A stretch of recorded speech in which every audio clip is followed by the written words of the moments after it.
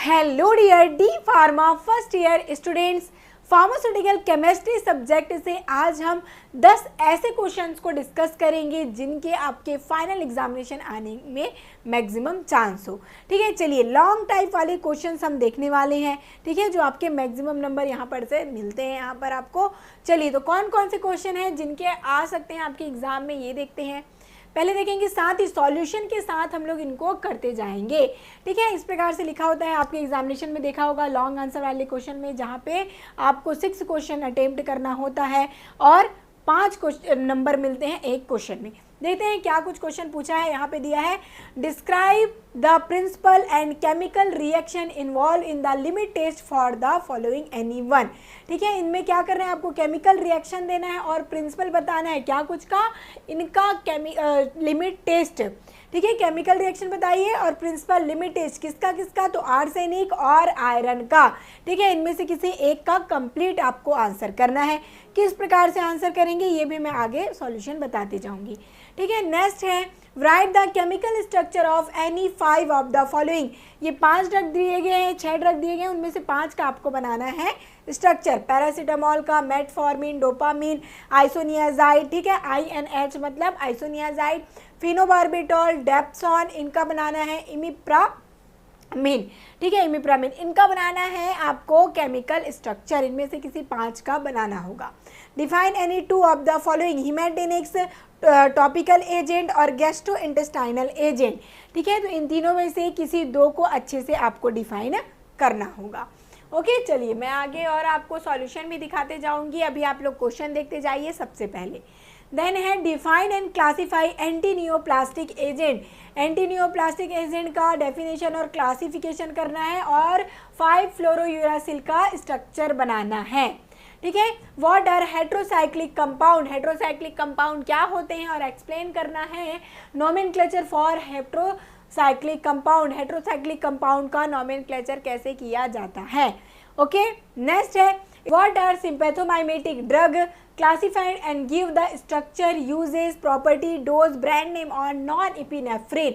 Non epinephrine का complete आपको structure देना है, ब्रांड नेम बताना है और साथ ही साथ डोज और प्रॉपर्टी को बताना है। सिंपैथोमाइमेटिक जो ड्रग हैं उनके साथ। ठीक है, सिंपैथोमाइमेटिक ड्रग बोला है और नॉन एपिनेफ्रिन बोला, ध्यान देंगे। ओके, चलिए, what do you mean by volumetric analysis. Volumetric analysis से क्या समझते हैं, give its classification depending on chemical reaction with 1 example is. ठीक है, देखिए यहाँ पे आपको क्या करना है, एक एक एग्जाम्पल देके जो वॉल्यूमेट्रिक एनालिसिस है उनका क्लासिफिकेशन भी करते जाना है। ठीक है, define malaria and classify anti malarial drug. Anti malarial drug किसे कहते हैं ये आपको क्लासीफाई करना है एग्जाम्पल के साथ, एंड स्ट्रक्चर, यूजेस, क्लोरोक्विन का बताना है। Okay, define gastrointestinal agent, classify example, uses, sodium bicarbonate and magnesium hydroxide का आपको यहाँ पर क्या करना है, यूजेस बताते जाना है और गैस्ट्रोइंटेस्टाइनल एजेंट का क्लासिफिकेशन देना है। Last, define anti hypertensive drug and classify them, example करना, स्ट्रक्चर करना है किसी भी 2 ड्रग का। ठीक है, जो आपको अच्छा लगे उनका आप करते जाएंगे। ओके, तो इस प्रकार से ये 10 क्वेश्चन हैं जिनके पूछे जाने के चांस है। तो चलिए इनका आंसर कैसे करना है आपको इनके बारे में देखते जाते हैं। साथ ही इस PDF का, ये PDF है, ये आपको अवेलेबल हो जाएगी टेलीग्राम चैनल पर, जिसका लिंक दिया गया है आपके डिस्क्रिप्शन पे। वहाँ पे आप जाइए, ये सर्च करिए, आपको मिल जाएगा। साथ ही GDC क्लासेस ऐप पर भी ये PDF आपको अवेलेबल हो जाएगी, तो वहाँ पे आप जाकर GDC क्लासेस ऐप डाउनलोड कर लीजिएगा डिस्क्रिप्शन में। ठीक है, चलिए तो पहला क्वेश्चन था हमारा लिमिट टेस्ट का। लिमिट टेस्ट क्या होता है, यहाँ पे हम क्या करते हैं, जो किसी भी सब्सटेंस में इम्प्योरिटी है कि नहीं, इम्प्योरिटी मीन्स अशुद्धता, अशुद्धता है कि नहीं, ये हम जांच करते हैं। इसे ही लिमिट टेस्ट कहा जाता है। ठीक है, कि क्या कुछ इनमें किसी प्रकार की अशुद्धि है कि साफ सुथरा है, सही है कि नहीं, इसको हम जांचते हैं किसमें, लिमिट टेस्ट में।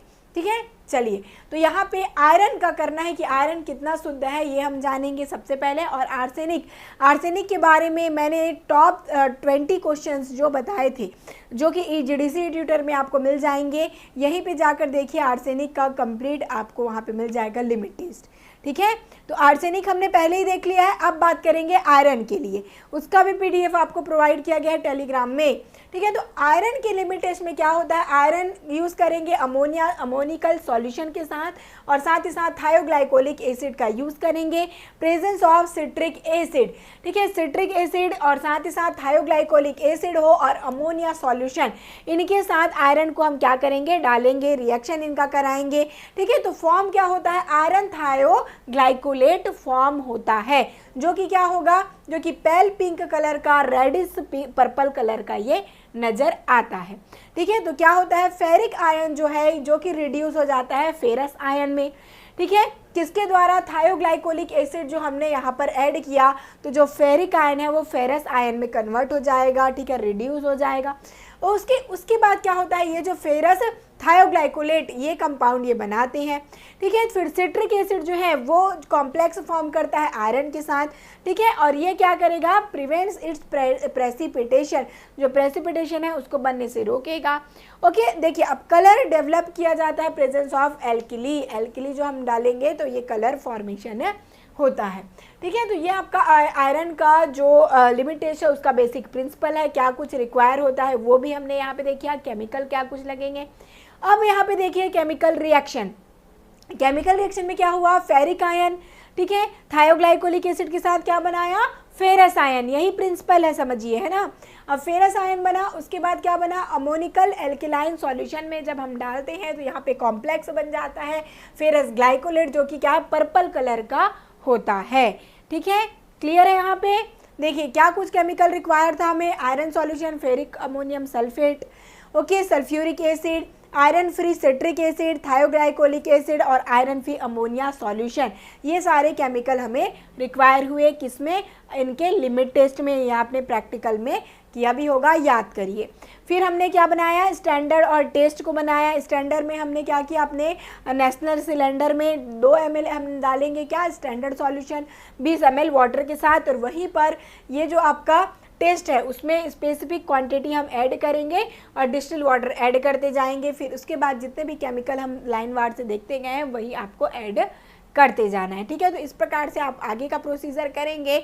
फिर ऑब्जर्वेशन क्या नज़र आएगा, जो आपका टेस्ट सॉल्यूशन रहेगा तो वो थोड़ा कम पर्पल होना चाहिए आपके स्टैंडर्ड से, यही इनका डिटेक्शन होता है, ठीक है, समझ पा रहे हैं। तो इस प्रकार से आप 2 से 3 मीन्स आपको 2 से 2.5 पन्ने में कंप्लीट कर देना है अपने आंसर को।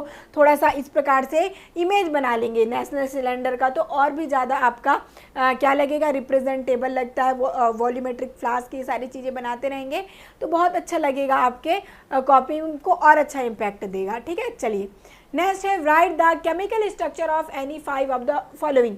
तो इनमें से सिर्फ केमिकल स्ट्रक्चर बनाना था। पैरासीटामॉल का यहाँ पे स्ट्रक्चर दिया है, आइसोनियाजाइड का स्ट्रक्चर है, सिंपल स्ट्रक्चर देखो, डेप्सॉन, ठीक है, डेप्सॉन का स्ट्रक्चर दिया है।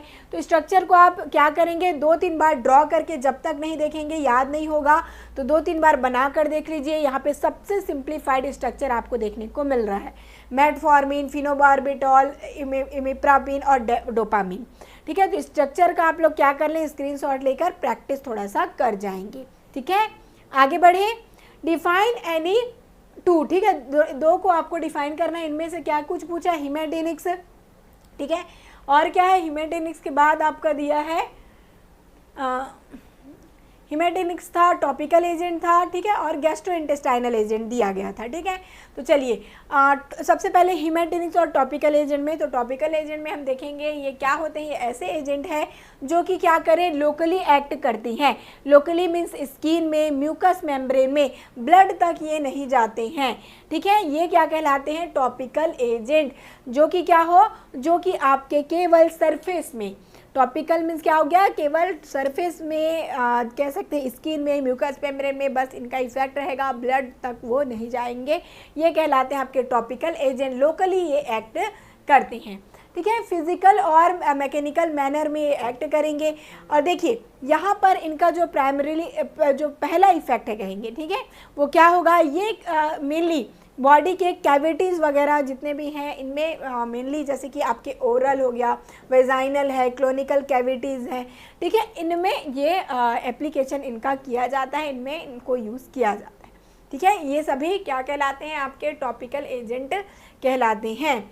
ओके, अब देखिए इनके कैटेगरी, तो ये मेनली होते हैं प्रोटेक्टिव, ऐसे एजेंट जो कि क्या करेंगे, प्रोटेक्ट करेंगे, किससे, स्किन को, म्यूकस मेम्ब्रेन को प्रोटेक्ट करेंगे, किसी भी हार्मफुल एक्सपोजर से क्या करते हैं, इनको प्रोटेक्ट करते हैं।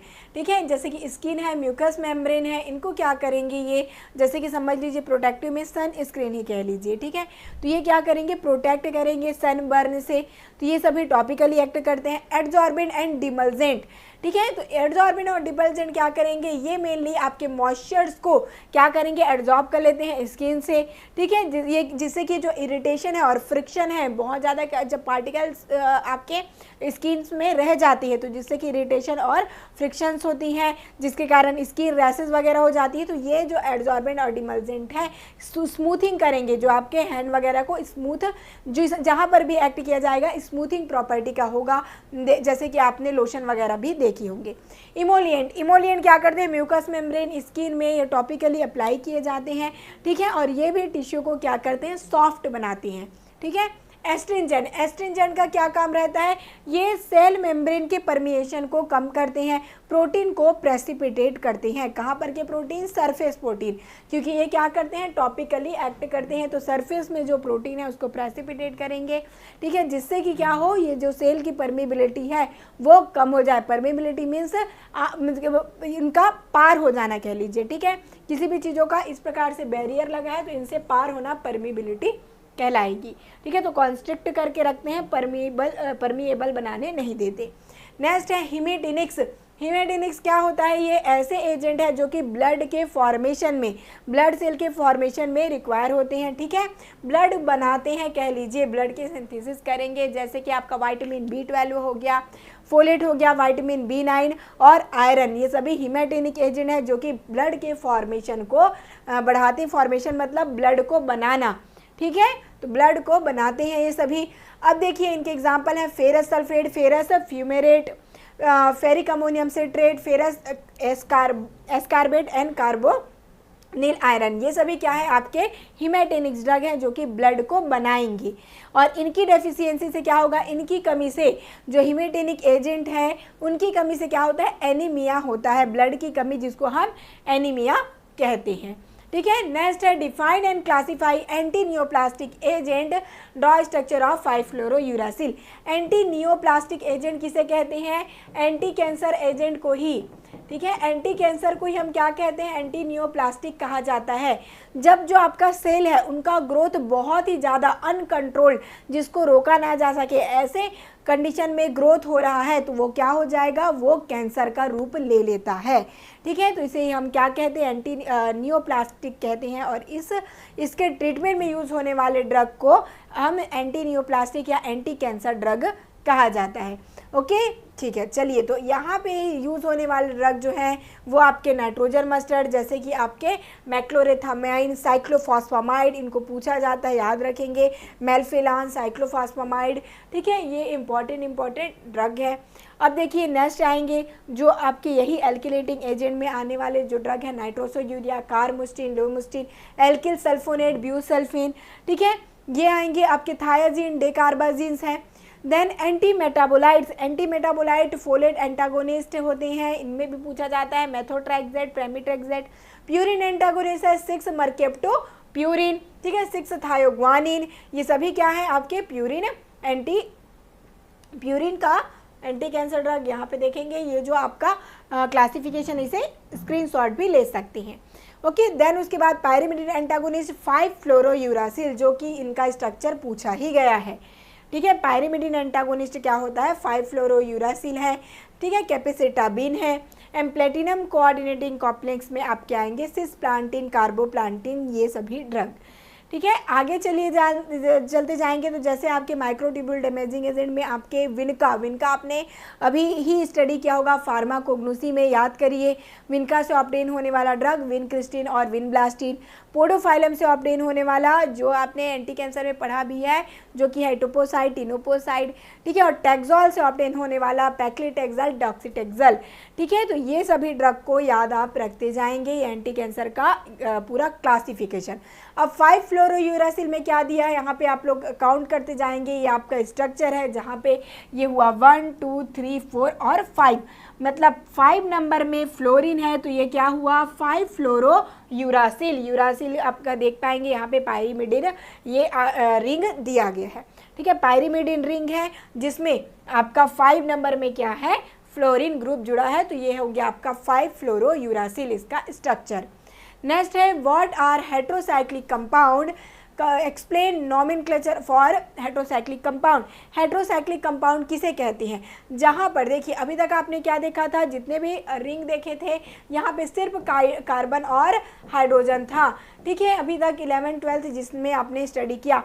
अब यहाँ पे देखेंगे कि आपका हेट्रो एटम, जैसे कि इसी रिंग में नाइट्रोजन हो, सल्फर हो, ऑक्सीजन हो, फास्फोरस या फिर, ठीक है, तो ये सारी चीज़ें देखने को मिलती है, तो ये सभी हेट्रो एटम्स कहलाती हैं, ठीक है। तो ये हेट्रो साइक्लिक कंपाउंड है जो लिस्ट 1, एक या एक से भी ज़्यादा कार्बन में, कार्बन का जो रिंग होता है उसमें क्या कुछ हो, नाइट्रोजन, सल्फर, ऑक्सीजन, फास्फोरस, ये सभी मॉइटी जब हो तब उनको हम क्या कहते हैं, हेट्रोसाइक्लिक कंपाउंड कहते हैं, ठीक है। अब देखिए इनका एलिफेटिक और एरोमेटिक 2 टाइप के होंगे। तो एलिफेटिक में आप देखेंगे एजिरिडीन आ गया, ठीक है, इथिलाइन ऑक्साइड है, थायरेन है, ये सभी क्या है आपके एलिफेटिक हेट्रोसाइक्लिक कंपाउंड है जहाँ पर कोई भी डबल बॉन्ड नहीं होता, ठीक है। अब डबल बॉन्ड वाला क्या है आपका एरोमेटिक हेट्रोसाइक्लिक कंपाउंड, जहाँ पे देखिए फ्यूरान है, थायोफेन, पायरोल, ऑक्साजोल और इमिडाजोल, ये सभी क्या है हेट्रोसाइक्लिक कंपाउंड। ओके, देख पा रहे हैं, बहुत ईजी सा स्ट्रक्चर है, इसको आप बना लेंगे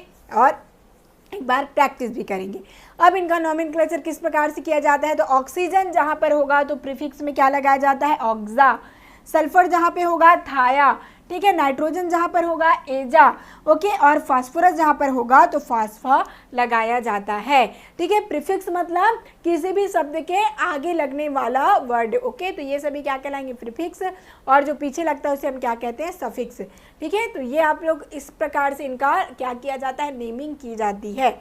अब देखिए रिंग की बात करेंगे, 3 रिंग रहेगा तो स्टार्टिंग में IR इर लगता है, 4 रिंग रहेगा तो ET लगता है, 5 रहेगा तो ऑल लगता है और 6 रहेगा तो इन लगता है। ये सफिक्स की बात है पीछे में, ठीक है। पीछे में प्रीफिक्स मतलब सामने और सफिक्स मतलब पीछे में लगा हुआ वर्ड, ठीक है। तो पीछे क्या लगेगा, यदि 3 रिंग रहा तो इल।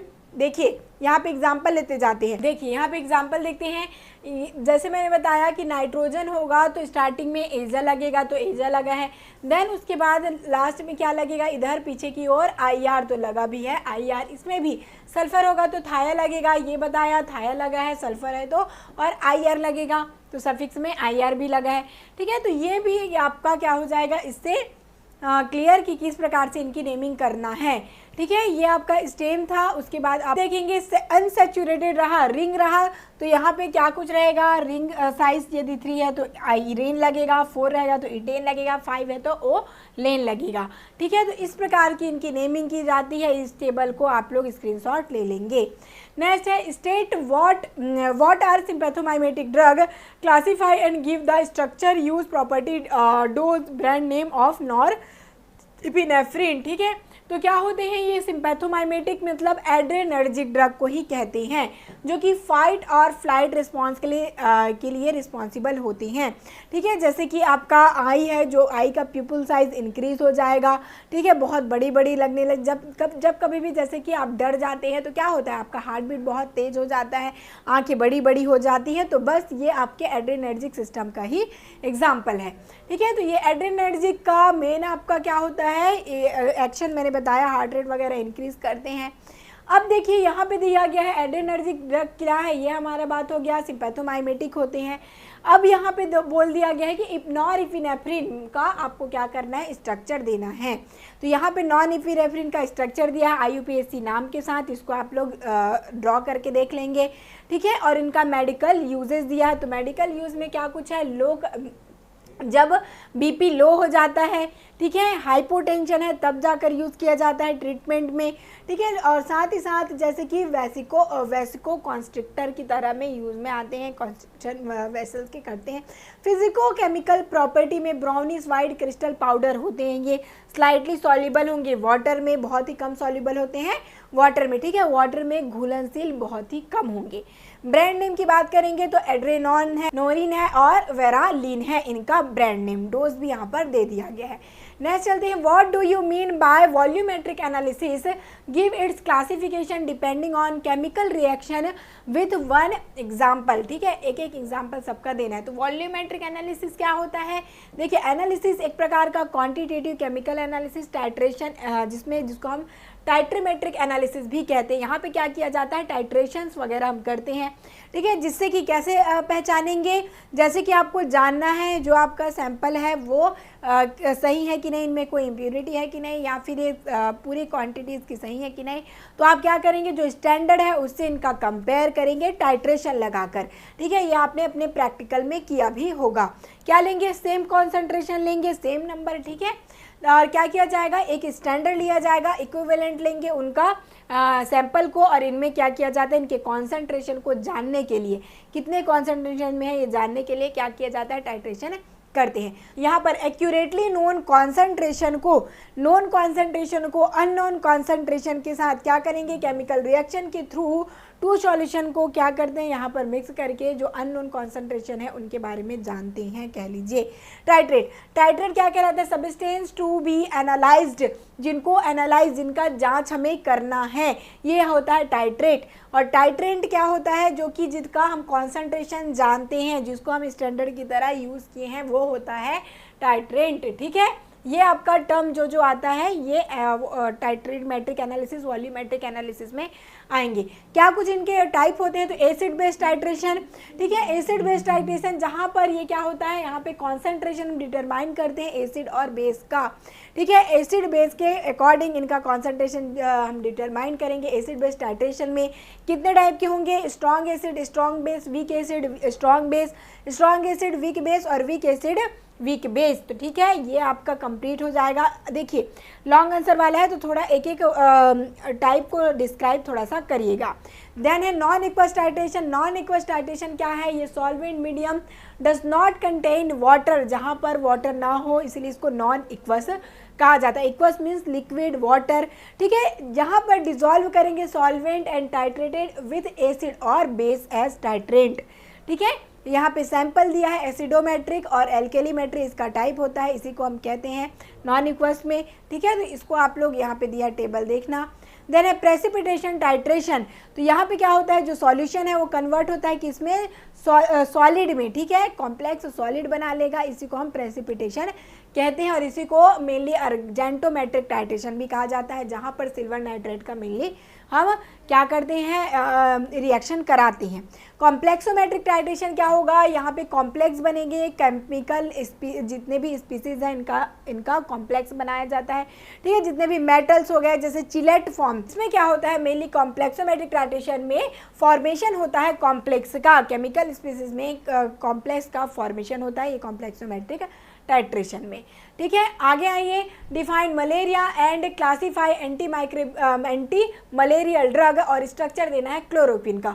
तो मलेरिया क्या होता है, मलेरिया एक पैरासाइट से होने वाली बीमारी है, जहाँ पर जो मॉस्किटो है, तो ठीक है, मॉस्किटो क्या है, एनाफिलिस मॉस्किटो, जैसे कि Plasmodium vivax, Plasmodium oval, Plasmodium malariae, Plasmodium falciparum, ये 4 स्पीसीज है जिनसे क्या कुछ होता है, मलेरिया होता है, ठीक है। तो ये क्या होता है, फीमेल एनाफिलिस मॉस्किटो के बाइट करने से होता है मलेरिया, और इनके ट्रीटमेंट में यूज़ होने वाले ड्रग को एंटी मलेरियल कहते हैं। अब इनका क्लास बहुत इंपॉर्टेंट है।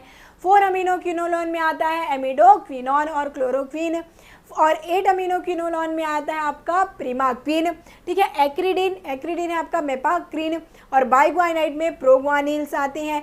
सिनकोनाइलक्विनाइड क्विनिन के बारे में हमने बताया ही है, फार्माकोग्नोस में हमने पढ़ा भी है।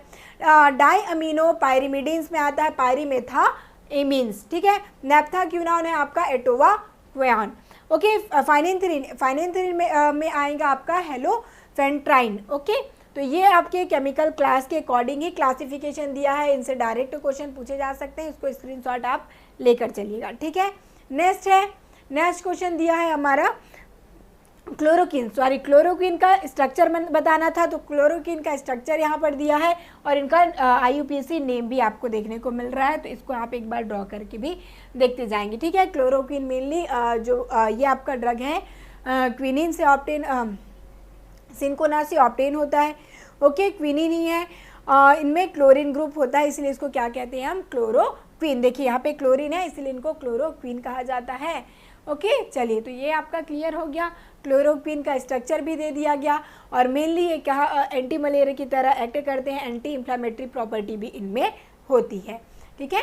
चलिए, मेडिकल यूजेस हम देख ही लिए कि लेप्रा रिएक्शन है, आर्थराइटिस में है, रूमेटाइड आर्थराइटिस, लेप्रा रिएक्शन और मलेरिया इनके ट्रीटमेंट में यूज़ में आते हैं। नेक्स्ट है गैस्ट्रोइंटेस्टाइनल एजेंट किसे कहते हैं, और सोडियम बाइकार्बोनेट और मैग्नीशियम हाइड्रोक्साइड का यूज़ हमें बताना है। तो गैस्ट्रोइंटेस्टाइनल एजेंट में आपका आएगा mouth, stomach, intestine, small intestine, large intestine, ठीक है। इस सभी किस में आते हैं, गैस्ट्रोइंटेस्टाइनल एजेंट में आते हैं, ओके। जहां मुंह से लेकर पूरे आपके यहाँ आंत तक की बात आ गई गैस्ट्रोइंटेस्टाइनल एजेंट पे, ठीक है। तो यहाँ पे जो भी आपके स्टमक रिगार्डिंग जो डिसीज़ है, जैसे कि कह लीजिए वोमिटिंग हो गया, बॉवेल मूवमेंट है, डायरिया है, कॉन्स्टिपेशन है, सब गैस्ट्रोइंटेस्टाइनल डिसीज़ में आएंगी, ठीक है। तो इनमें एजेंट क्या कुछ यूज़ करते हैं इनके ट्रीटमेंट में, हम एंटासिड यूज़ करते हैं, ठीक है। एंटासिड, एसिडिफायर यूज़ करते हैं, प्रोटेक्टिव और एड्जॉर्बिन यूज़ करते हैं और सेलाइन कैथार्टिक इनको यूज़ में लाते हैं, ठीक है। चलिए, तो एंटासिड नाम से क्लियर है, एंट मतलब क्या हो गया, एंटी मतलब इनके अगेंस्ट, ठीक है, अगेंस्ट हो गया एंट मतलब, और एसिड तो मीन्स एसिड के अगेंस्ट काम करने वाला दवाई क्या कहलाएगा, एंटासिड।